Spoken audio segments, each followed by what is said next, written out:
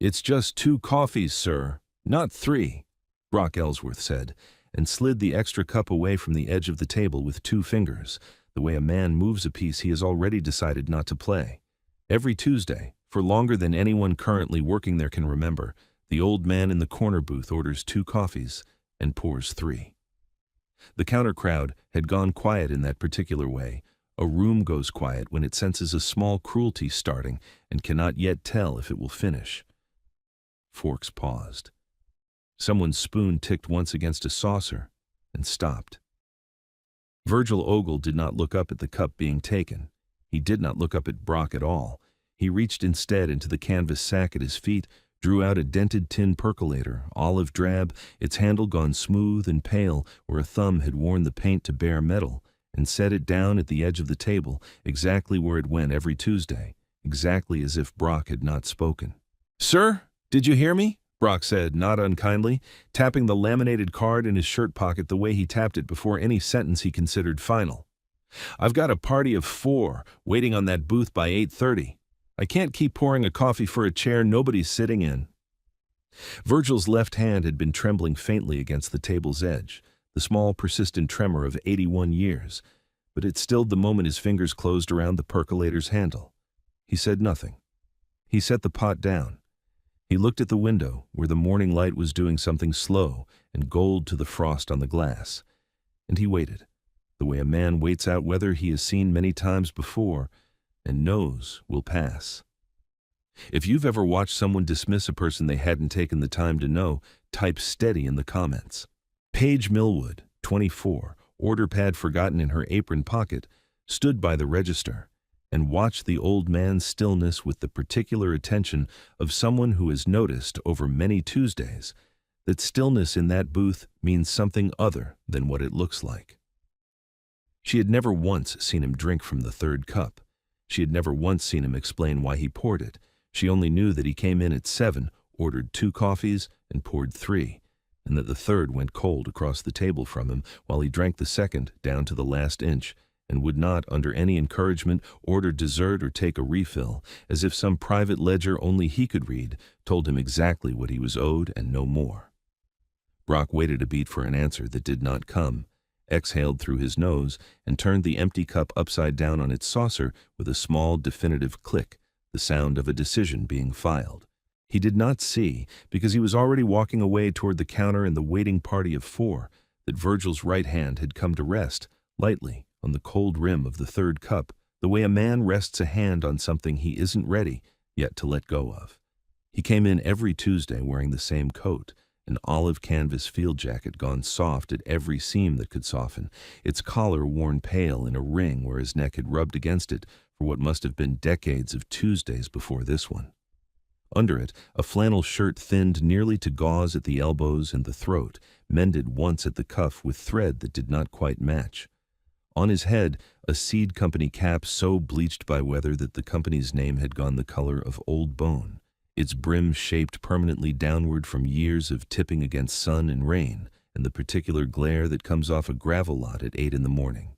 He smelled, faintly, of wood smoke and machine oil, an old man smell, unremarkable, the kind that made people's eyes slide past him toward something more interesting happening at another table. His hands were the part of him that told the truth. The left one trembled against any flat surface it touched, a small, persistent shiver that had been getting worse, Paige thought, for at least a year, maybe 2. But let that hand close around something with a purpose. The percolator's handle, the sugar spoon, the edge of his cap when he touched it in something like a habit of respect toward no one in particular. And the tremor stopped instantly, entirely, as if some old discipline in the muscle still knew how to override whatever was failing in the nerve above it. He carried the percolator in a canvas sack that had been white once and was now the gray of a sky before snow.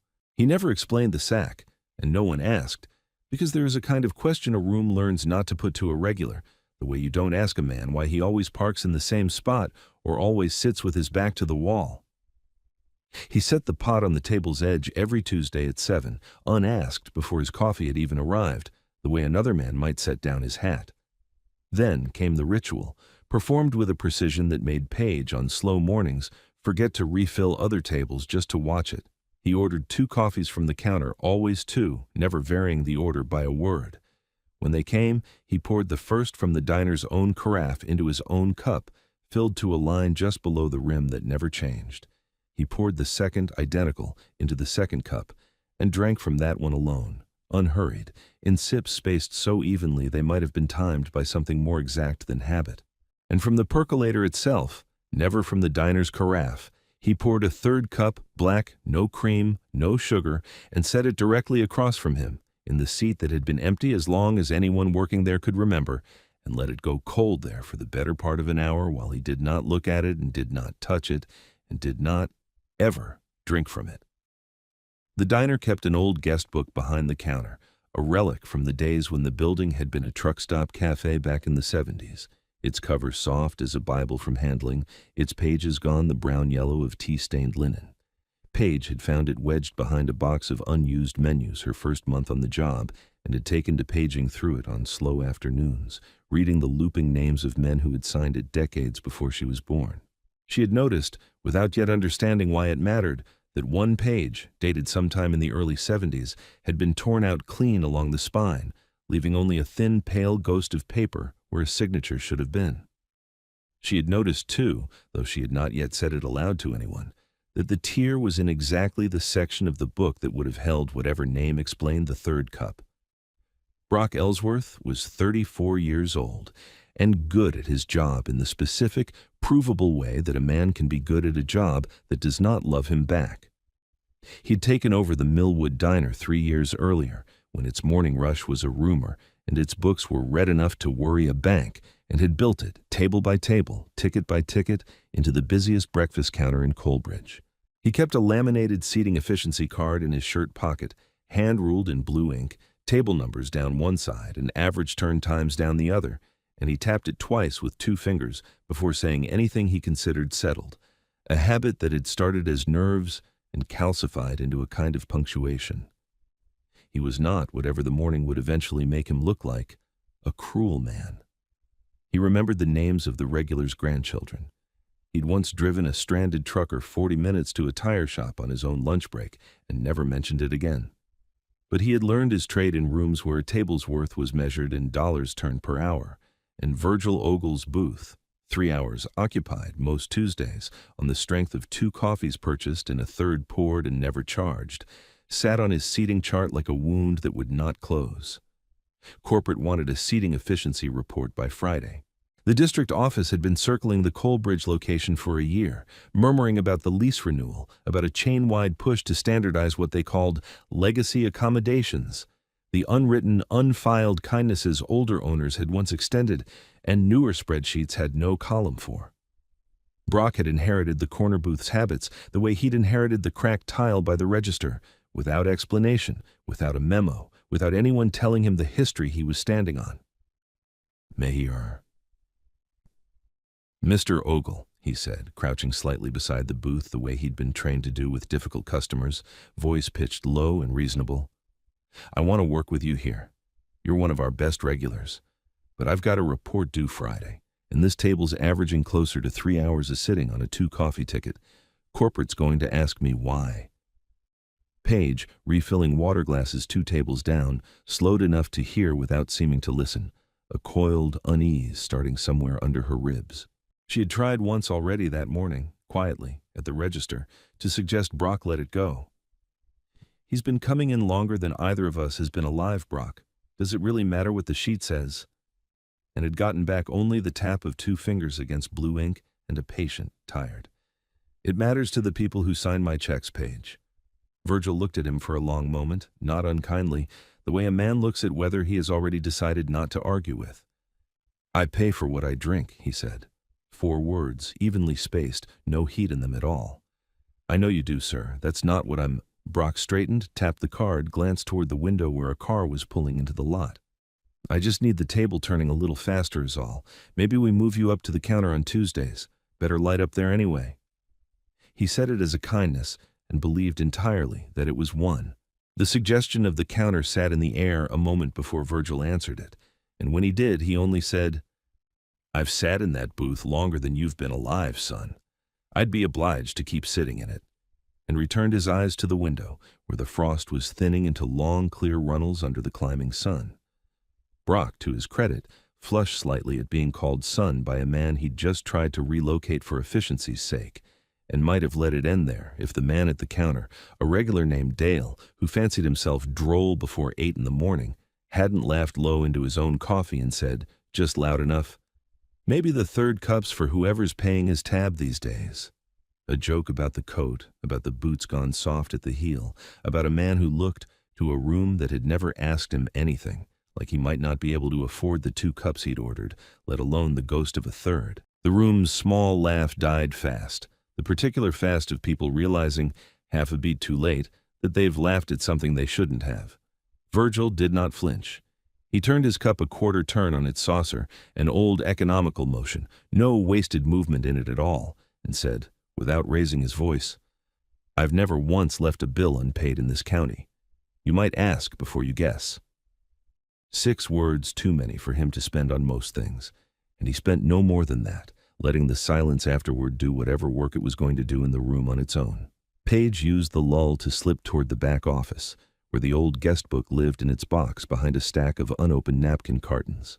She had been meaning for weeks to look more closely at that torn page, and something about the morning, the tremor in Virgil's hand gone still around his cup, the cold third coffee sitting untouched in its saucer, Dale's laugh dying in the air like a match gone out, pushed her back there now instead of later. She knelt on the concrete floor and turned pages gone soft as cloth until she reached the gap, the pale ghost strip along the spine where a name had been. Tucked behind the torn page, wedged so close to the binding she nearly missed it, was the corner of a photograph, black and white, its edges gone brittle and brown. She eased it free with 2 fingers. A young soldier stood in front of a convoy truck, grinning, dust on his boots, one arm slung around the shoulder of an older sergeant whose face the crease in the photograph had folded nearly in half. She could make out on the truck's bumper a stenciled year she had to squint to be sure of, 1984. She was still crouched there, photograph in hand, heart doing something unfamiliar and quick, when she heard the bell over the front door, and a voice behind her in the dining room went suddenly, strangely silent mid-sentence. The bell over the door gave its ordinary small ring, the sound it made 100 times a morning, and a man in a gray wool coat stepped through it, who had clearly been a soldier for most of his life, even though nothing about his clothes said so now. He was perhaps 60, built like a man who had spent decades being looked to rather than looking away, and he crossed 3 steps into the diner with the easy authority of someone used to rooms rearranging themselves around him. Then he stopped. He stopped the way a man stops when the ground under him has changed without warning, one foot still lifted, his gaze fixed on the corner booth, and the old man sitting in it with a percolator at his elbow and a cold third cup across the table. The wool coat's shoulders drew back. His chin lifted a fraction. His heels came together with a small, precise sound that had nothing to do with the tile. Brock, mid-sentence at the register, actually stopped talking, his mouth still shaped around a word no one would ever hear the end of. "Sergeant Ogle," the man said, and the name came apart in the middle, cracked clean down the second syllable like a board giving under weight it had held for years without complaint, and for a moment the retired 2-star general standing in his street clothes in the doorway of the Millwood diner looked less like a man of rank and more like a boy of 22, who had just seen, alive and drinking coffee in a corner booth, someone he had believed he might never find. The diner went still in the particular way a room goes still when it senses, all at once and without being told, that it has misjudged something badly. Dale's coffee cup stopped an inch from his mouth. Paige, still crouched in the back office with the photograph in her hand, rose halfway to her feet at the sudden silence and did not finish standing. Brock's hand hovered over the laminated card in his shirt pocket, 2 fingers raised, forgetting, for the first time that morning, to tap it. Virgil Ogle looked up from the window slowly, the way a man turns toward a sound he has been half listening for without knowing it, and something crossed his weathered face that was not surprise so much as a long-deferred arrival, the look of a debt finally being paid on both ends at once. His left hand, resting on the table, went instantly, entirely still. "Lieutenant," Virgil said, just one word, quiet, and it was enough to put the general fully at attention in the middle of a diner in Coalbridge, in front of a room of strangers who had, until that exact moment, believed they knew exactly who the old man in the corner booth was. No one moved. The frost on the window had finished melting into long, clear lines. Somewhere in the kitchen a burner ticked, and the third cup sat cold and untouched between them, and the room, for the first time that morning, understood that it had been reading the wrong story from the very first page. Preston Whitfield did not sit down right away. He stood a moment longer at attention, as though some part of him needed the room to see it before he allowed himself to move, and only then crossed to the booth and lowered himself into the seat across from Virgil, the seat that had been holding a cold cup of coffee, untouched for longer than anyone in the diner could remember. "I've been looking for a diner matching a description for 6 years," he said, quiet enough that only the nearest tables caught it, though by then half the room was listening with the particular attentiveness of people trying not to look like they're listening. "Roadside place, gravel lot, coffee that tasted like it had been made by someone who meant it. I never had a name for it. I only had a night in 1984 I couldn't stop thinking about." He told it plainly, the way a man tells a thing he has turned over so many times it is worn smooth in his mouth. A joint logistics posting. A convoy route command had marked unsafe and ordered anyway. A 22-year-old second lieutenant, green enough to still believe orders were the same thing as wisdom, and a sergeant, first class, 20 years his senior, who had rerouted them at the last possible mile on nothing but instinct and a reading of ground no map recorded, and had never once put the decision in any report, because reports were not, in Virgil's accounting, where a thing like that belonged. "He's here today because of a decision that doesn't exist on paper anywhere," Whitfield said, and something in his voice held both wonder and the particular grief of a man realizing how close he had come to never saying so. "I don't have a citation to point to. I have my own life, 41 years of it, and no way to prove where it came from except that he was there, and I wasn't, on my own. And that's the whole of it." The room had gone soft with that particular quiet that follows understanding arriving late. Dale set his coffee down without drinking it.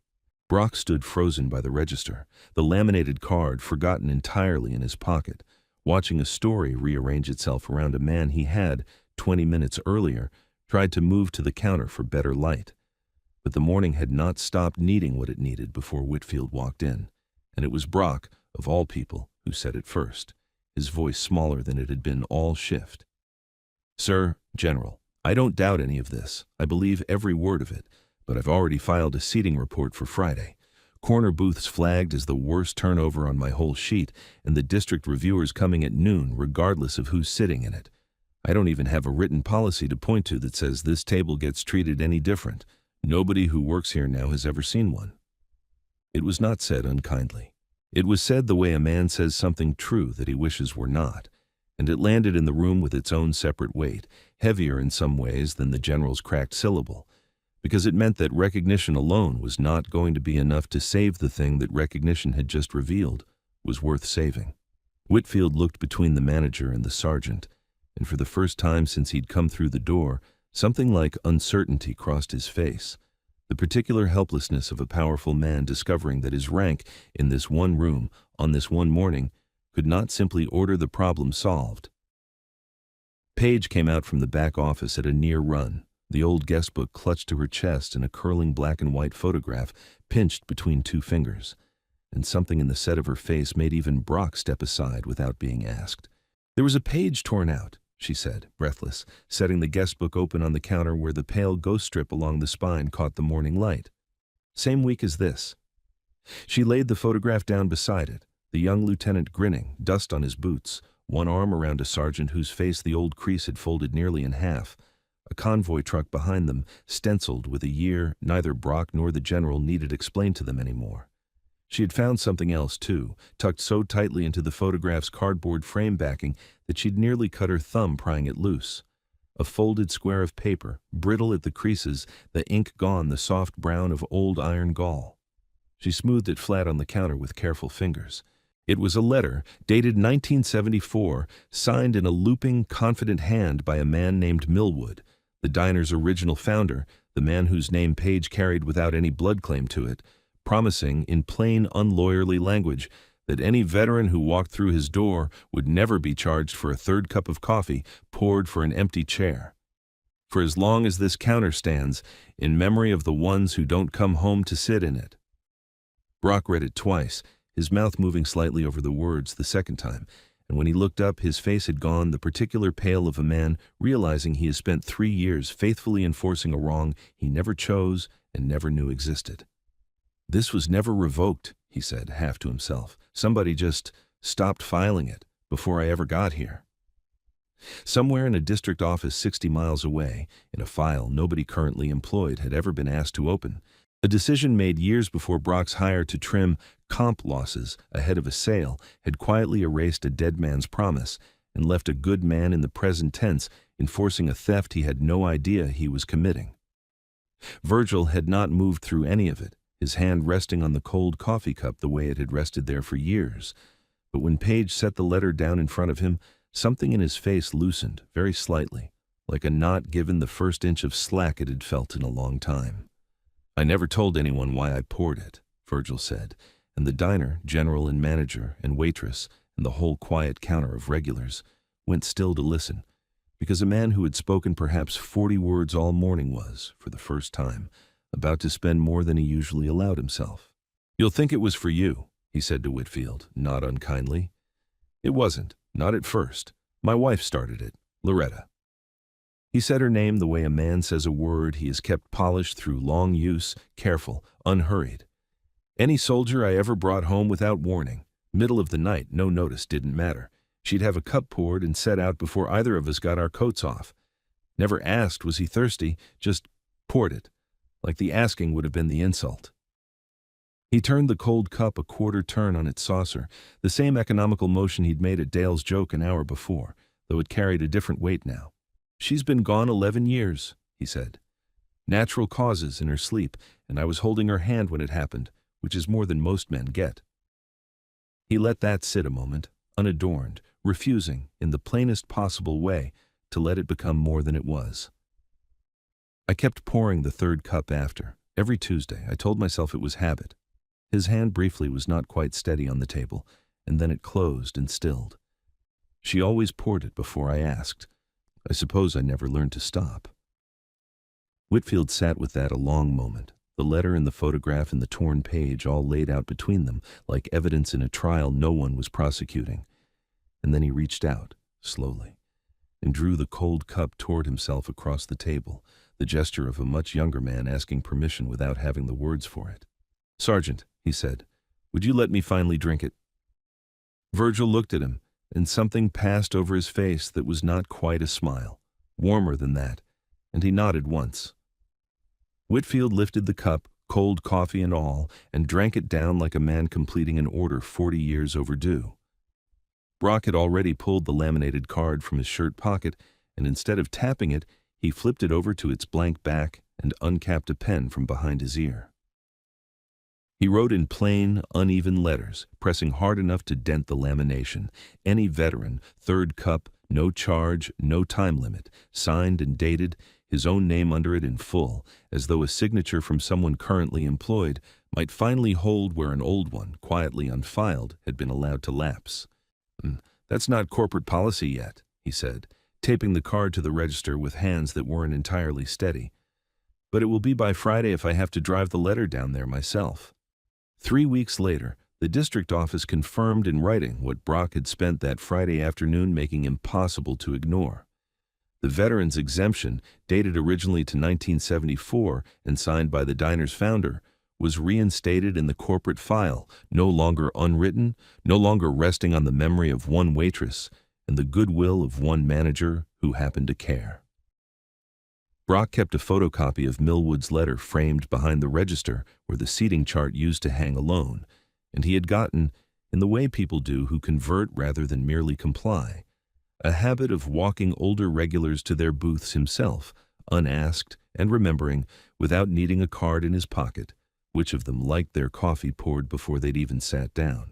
That evening, at his own kitchen table, Virgil washed the dented percolator by hand, working a soft cloth along the stamped cereal under the handle the way another man might polish a metal, and set it, clean and dry, On the shelf beside a small tin that had once held Loretta's recipe card for coffee cut with chicory, the paper inside gone soft as cloth from 40 years of handling. He did not need the recipe anymore. He had made it so many mornings it lived in his hands the way the convoy route still did, the way certain things simply do not leave a body once they've been asked to stay. The following Tuesday, he came through the diner door in the same faded field jacket, the same bleached cap, hanging his coat on the same hook by the same booth he had sat in for longer than anyone currently working there could remember. Paige, assistant manager now, a title Brock had insisted on the same week the exemption came through, was already crossing toward him with a third cup in her hand. Black, no cream, no sugar, and she set it down at the edge of the table before he had even finished hanging up his coat, unasked, the way some things, once someone finally understands them, never need to be asked again. Some debts don't expire. They just wait for the right Tuesday.